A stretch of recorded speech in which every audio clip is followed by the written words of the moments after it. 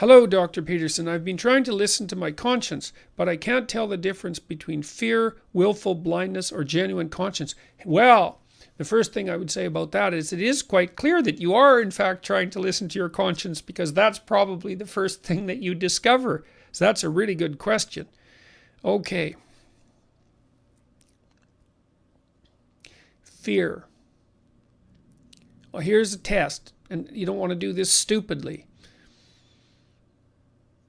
If you think that you should do something, and you think that the reason you might not be doing it is because you're afraid, then you should do it. So that way you can find out if it's fear.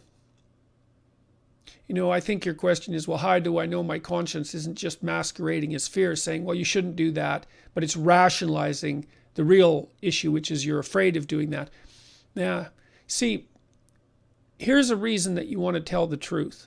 And I kind of figured this out when I was looking deeply into the Pinocchio story. In Pinocchio, as Pinocchio strives to become real, he has a conscience to guide him, but it's Jiminy Cricket, this insect. But Jiminy isn't really a very good conscience. He's a bit dogmatic to begin with, dogmatic and inexperienced. And so it's not like the conscience is an unerring guide. It's like a partner in discovery. And as you move forward in your life and you consult your conscience and you listen to it, then it gets smarter, and so do you. But there's a coda there, and this is why I've suggested, part of the reason why I've suggested so frequently in my lectures and in my book, that people try not to lie. You see, there are many systems. You have many systems within, let's say, that guide you. And one of those is your capacity for rational thought. And then you have a variety of emotional systems and motivational systems and internal dramas and intuitions and bodily sensations, like lots and lots of, and senses, lots of systems that are guiding you. And many of them operate, you might say, unconsciously, autonomously, instinctively, implicitly, all of that. Now, nonetheless, you program them, like you feed them content, let's say. Just like you feed your body nourishment, you feed them content.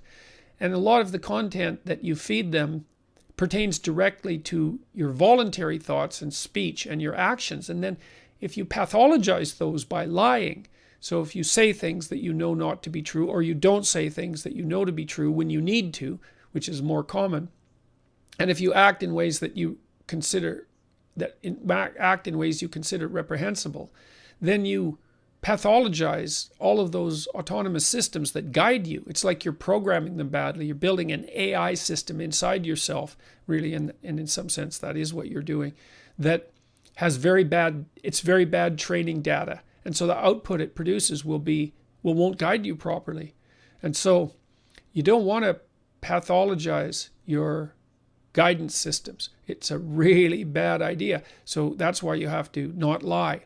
And maybe that's also why you have to say what you have to say. And you have to say it clearly as well. And you have to learn how to do that.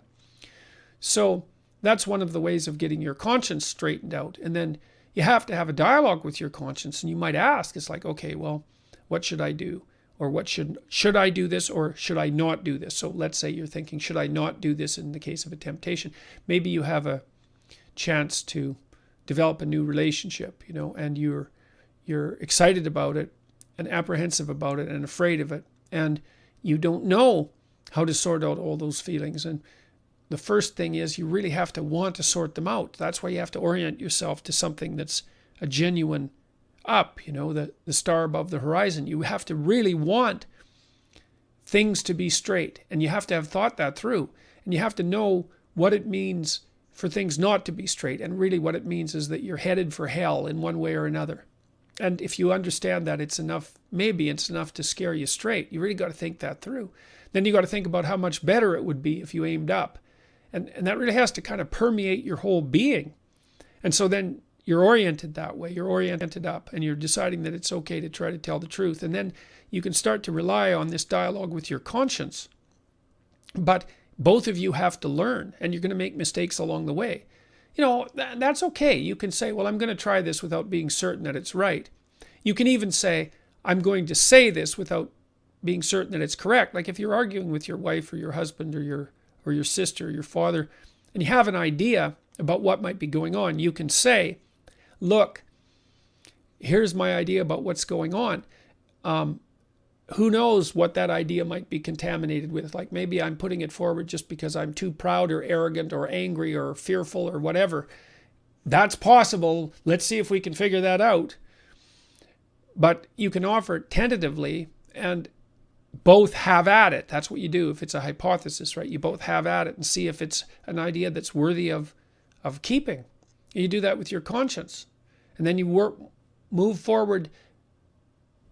There's a technique in behavioral psychology called psychotherapy called collaborative empiricism. So let's say that you and I have been sitting down and we decide that you're going to try something new this week. Like maybe you're agoraphobic and you're having a hard time in a parking lot.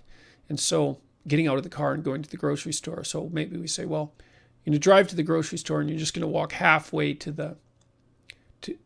halfway from your car to the door. And that's good enough for, like, do that every second day for a week. And then come back and let's talk about it. So that's collaborative empiricism. You're running a little experiment. So you think, well, your conscience is guiding you towards something. You take a tentative step in that direction. And then you check and see, well, did what I wanted to have happen occur as an outcome? That's the crucial question. And that's the crucial question for behavioral truth, right? That's the pragmatic perspective. Did what I want to have happen as a consequence of my framework of interpretation and my action? If the answer is yes, then I have not invalidated it, right? That's the pragmatic philosophy in a nutshell, and it's very, very smart.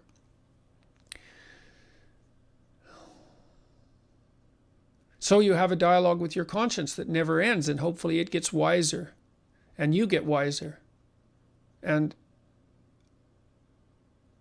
that's the dialogue that Jung talked about between the conscious and the unconscious, between your fantasy life, say, the life that's sort of underneath you as a conscious being, like the life that's part of your biological platform, the biological platform that somehow miraculously gives rise to your consciousness.